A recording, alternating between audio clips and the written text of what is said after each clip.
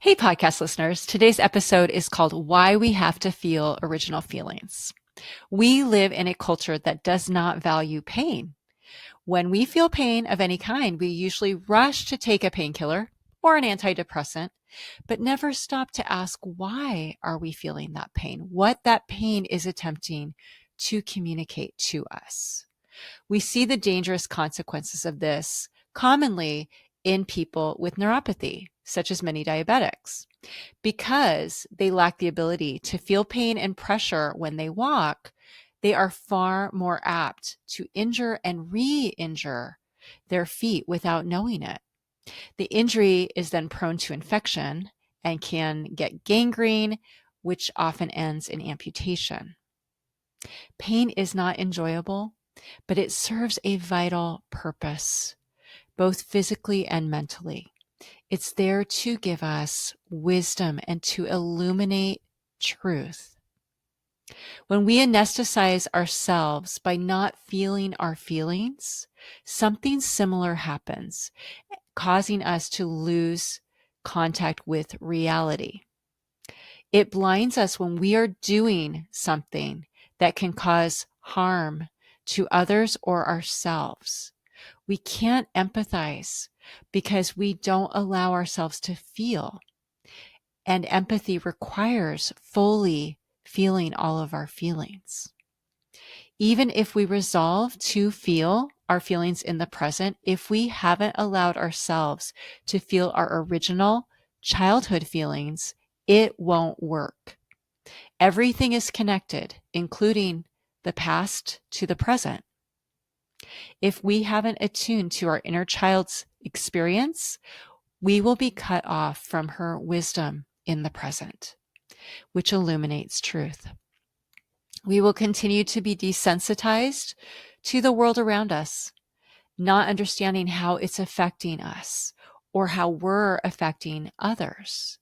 We'll be confused about why our partner or children are upset with us, and we'll be inclined to label them as oversensitive when the truth is that it's us who are insensitive to their feelings.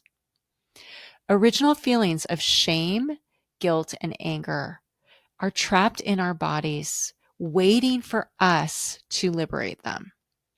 We do this by allowing ourselves to see the truth, how the shame was never ours, but our attachment figures. And the guilt results from being conditioned by that attachment figure to feel responsible for his or her feelings. The anger, it's valid. If we haven't allowed ourselves to feel original anger, it will be blocked within us, and we won't be able to feel appropriate anger in the present at people who echo our attachment figure.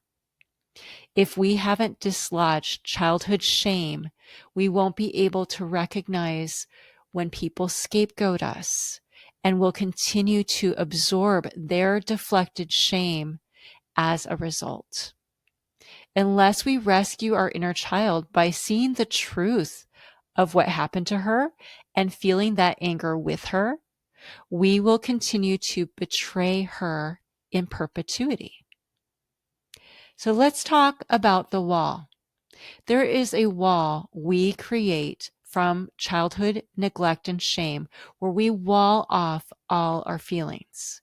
It helps us survive for a time, but if the wall stays unbroken, it distorts how we view others' feelings because we cannot relate to them.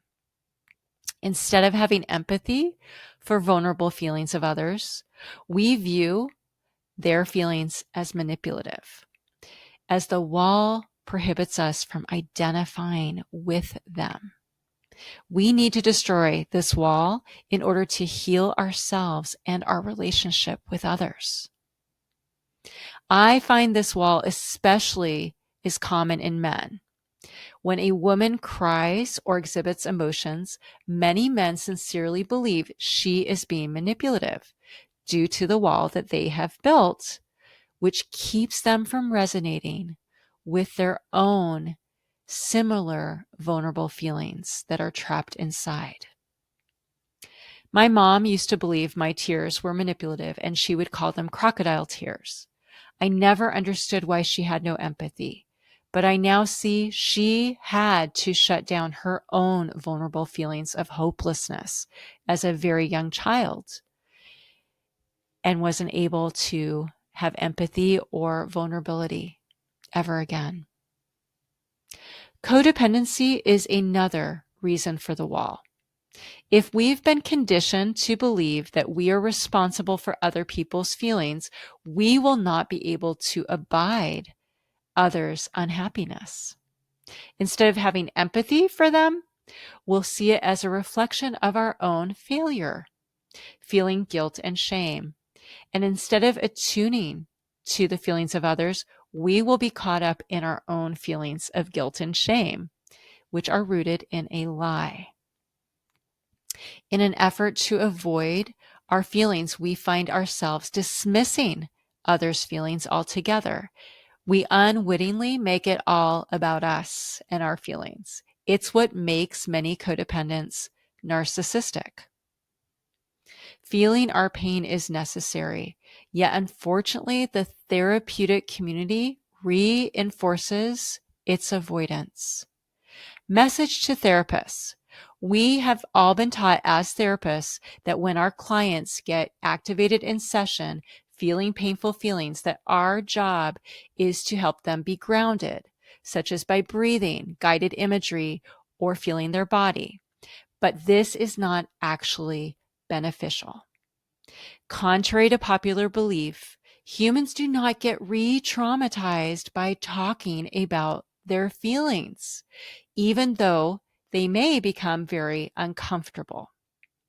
Expressing feelings into words and feeling understood by another human is what grounds us. But continuing to hold our feelings inside traumatizes us further. What's shareable is bearable.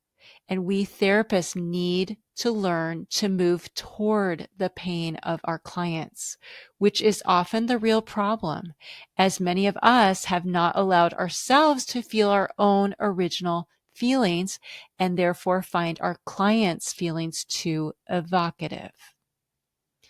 If we therapists are not willing to feel our original feelings, we should consider working in another profession, because we will unconsciously prohibit clients from connecting with and moving through their pain. I'm speaking as someone who learned this firsthand, because I myself was a shit therapist until I was forced to address the pain of my childhood and work through it. That is the power of denial. Yet the deeper I dove into my original pain, understanding it, the more I was able to understand and name the experience of my clients. Therapists, our job demands we do our own work. And even if you think you have, please consider if you have allowed yourself to truly plummet the depths, because very few of us have. It is ludicrous to think our clients shouldn't get activated in session. When the hell are they supposed to feel their pain if not with us? But in order to do this, we need to have the confidence that we can help bring resolution to their pain. When they feel heard and validated by us, no longer feeling alone in their feelings, it brings closure. What's shareable is bearable. We can trust this, even if we have personally never experienced it. Here's the paradox.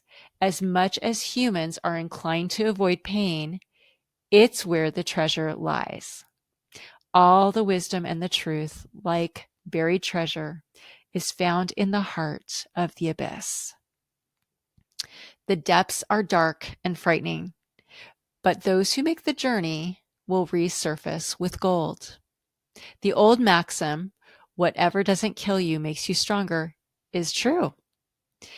And even though you think you will die, the truth is you will be reborn. Poets and sages know this principle, such as Robert Frost, who famously wrote, "The best way out is always through." He's right, and myself and many of my clients are living testimonies of this. It is the hero's journey, and the treasure we find is ourselves. Won't you join us? Thank you for listening today. Please share this with a friend or two. Please subscribe to this podcast, and please give me an awesome review. Thank you so much.